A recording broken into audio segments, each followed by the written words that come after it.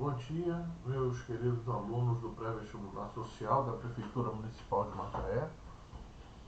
Estamos de volta para mais uma de nossas aulas preparatórias para o Enem, aula de História, e hoje estaremos abordando a Revolução Industrial, evento histórico marcante que estabelece a mudança do modo de produção artesanal para o modo de produção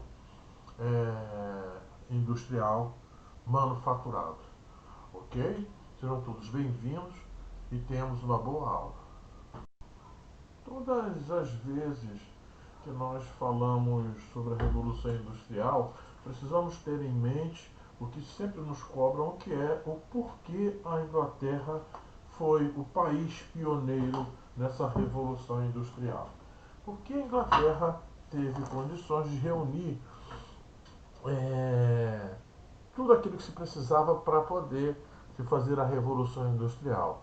Bom, a gente precisa resgatar então, que nós acabamos de falar na aula anterior sobre a Revolução Inglesa, e essa Revolução Inglesa, quando Cromwell era o governante, ele criou a regra, as normas, estabeleceu normas para navegação no mundo todo, e eles tinham o domínio dos mares.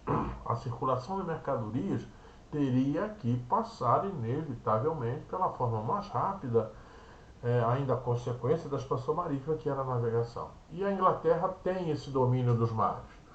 Tem o mercantilismo desenvolvido.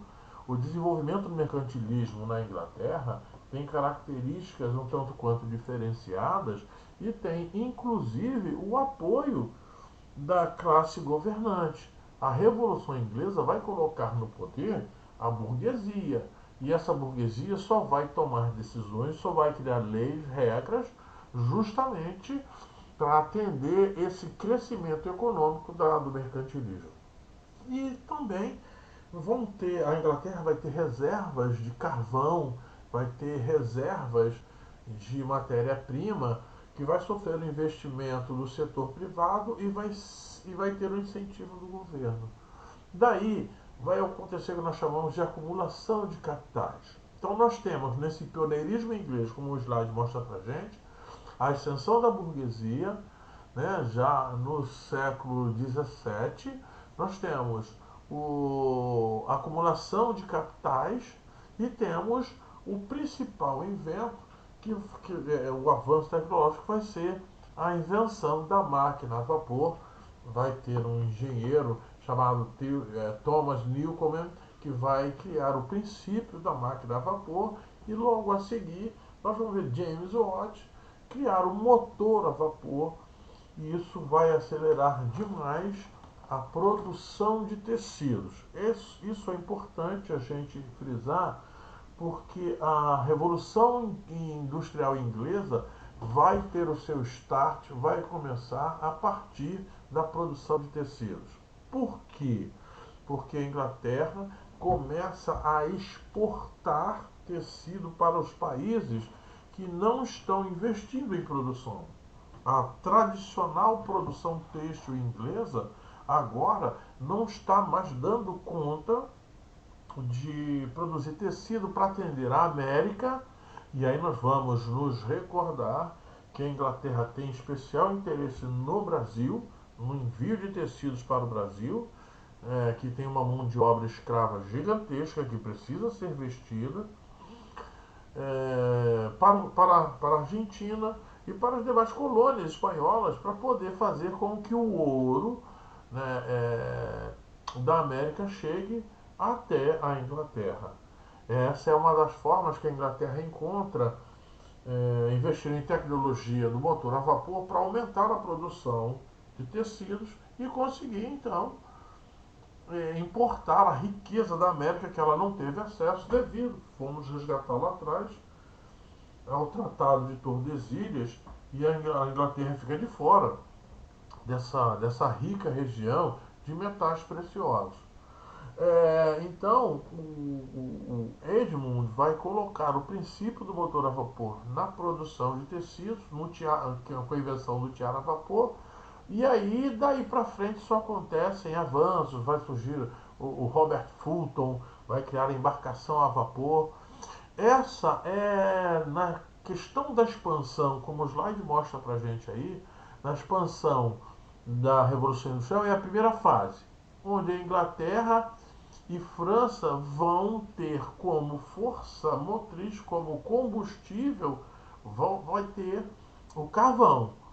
E isso faz com que haja um crescimento imenso, inclusive nos transportes. Vão ser criadas a locomotiva a vapor para fazer circular a produção de tecido do interior até as áreas de produção de algodão. Aqui, nessa questão de produção de algodão, vai acontecer um processo chamado de êxodo rural, porque a nobreza inglesa percebe que está ficando de fora dessa riqueza dos tecidos. Ela então cerca as suas terras num movimento chamado de cercamento, expulsa os trabalhadores camponeses, os trabalhadores do campo, e manda esses trabalhadores para as cidades, que vão servir como mão de obra, excesso de mão de obra nessa produção. Aí temos a transformação da mão de obra de manufatureira rural para uma mão de obra industrial, operária, urbana. Então, são uma série de fatores que estão sendo modificados aí já pela Revolução Industrial, o que vai ocasionar, né, o conflito entre operários e burgueses, os operários que são explorados, aí está escrito aí pra gente, a exploração, eles sofrem a exploração, e os burgueses que buscam as vantagens do sistema capitalista. Ou seja, quanto menor o salário, maior será o lucro. Dessa forma, nós vemos aqui nascer a tensão entre as classes, entre operários e burgueses. Vão começar a ser discutidas as teorias sociais a respeito dessa questão da exploração, porque o trabalho humano vai sendo substituído ou regrado. Eu gosto muito mais da expressão regrado pela máquina. O trabalhador torna-se apenas um operador de máquina. Ele não conhece toda a extensão, todo o processo do trabalho. Essa ideia é muito bem representada no filme Tempos Modernos, do Charlie Chaplin, quando ele mostra que discute, né, critica que o operário passa a ser apenas um apertador de parafuso. Um operário passa o dia todo apertando parafuso, ele chega de noite, vai dormir, o movimento continua, aquele movimento de braço de apertar parafuso continua. Não, então o ritmo da vida e do trabalho deixa de ser determinado pelo ritmo da natureza. Vai se trabalhar inclusive à noite. Isso é importante que nós tenhamos em mente. Nós estamos nos preparando para o Enem, que essa é uma questão que é muito cobrada da gente.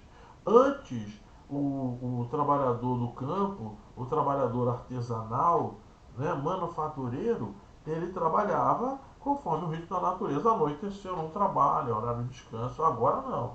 Os turnos, devido à exploração que os burgueses querem exercer sobre os operários, os turnos viram a madrugada. As máquinas não podem parar. Né? E isso faz com que se tente usar a maior quantidade possível de mão de obra, inclusive a exploração da mão de obra infantil. Esse êxodo rural faz com que haja o avanço, né,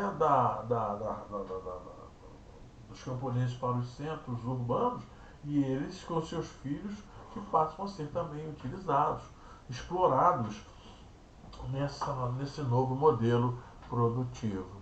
E aí nós vamos ver que a Inglaterra vai deslanchar como principal, como principal potência econômica do mundo. E nesse momento nós vamos ver inclusive que já vai haver o questionamento da França, e que tenta também disputar as áreas mercantis com a Inglaterra. Isso vai colocá-los em choque, né?